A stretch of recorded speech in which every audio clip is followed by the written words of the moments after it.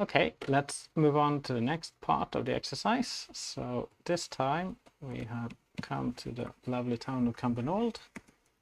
So I'll comment in that section, and then we can see what we have to do. So now we know how to cut in one dimension, right? But if we want to do a window manager, then that's inherently a very 2D thing, right? So we need to be able to cut in 2 different dimensions in order to overlay our windows. So let's see if we can do this in some small steps.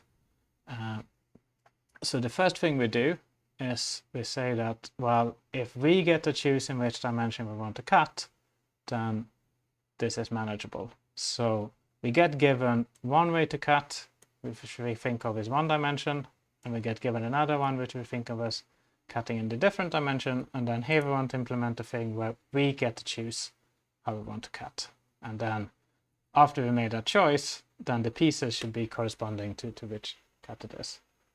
And after that, we can also define a kind of dummy in one dimension. So if we have a way of cutting in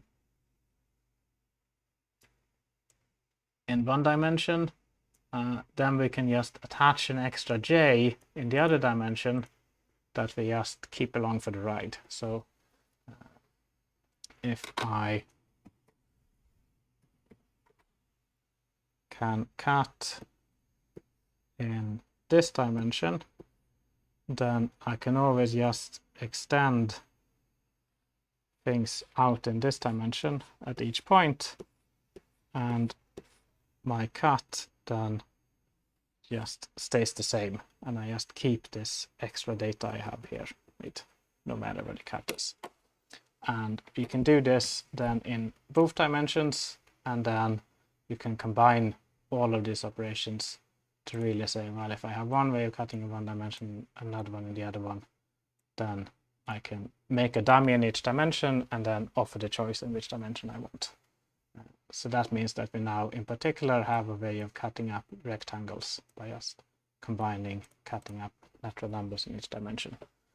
And again, you can see that you know what's going on by actually making a rectangular cut using this square stopping condition.